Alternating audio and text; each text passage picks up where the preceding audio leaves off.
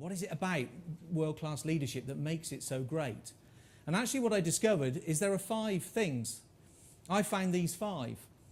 First of all, world-class leadership has genuine depth. It's not about one leader. In fact, you could describe world-class teams as a team of leaders. Great example is the England rugby team who won the 2003 World Cup. They actually had 7 distinct leadership roles within a team of 15 players. And it wasn't by accident at all.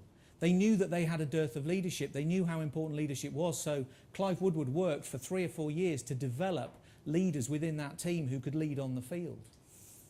Secondly, and we've heard plenty about this today, they envision their purpose. They understand why they do what they do. They understand why it matters, why you have to do it well, why it's important. They understand that. And interestingly, that's not understand the strategy or understand the target or the goal. It's different.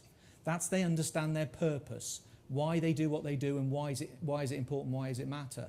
So they understand that and they then go and live it and breathe it, which is also really difficult sometimes, especially if you're in those situations, as some of our speakers have described, where the wind is howling around you, where it's minus however many degrees it is.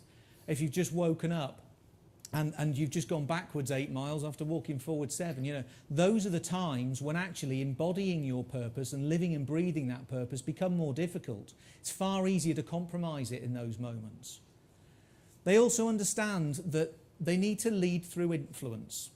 Great leaders that I've seen lead through influence, not direction, not instruction, but influence. They fundamentally understand that leadership is not dictated by leaders. Leadership is always dictated by followers. Followers choose whether they're going to follow or not. You know, social media tells us this. People can follow and unfollow whoever they like, whenever they like. And it honestly doesn't matter what it says on your organisational chart. Emotionally, people choose to follow you or not. They enable each other to perform better. They enable the people around them to perform better. They enable the people around them to deliver their best possible performance. And not just some of the people, not just the ones who are quite like them, who they're quite similar to, but they allow everybody in the team to perform at their best. Sounds simple, but it's incredibly rare. I'm sure you've been part of teams where leaders maybe haven't got the best out of everybody in their team. So it's a simple quality, but it's incredibly rare. And finally, they make great decisions. Great leadership consistently makes great decisions. Fundamentally because it understands how to make great decisions, that there's a process to it. You know, it doesn't happen by chance. Justin very aptly helped us to understand during his last session that there's a process, a thought process that goes behind great decision making. One of the things I've also noticed, the great leaders that I've seen very rarely provide the answer.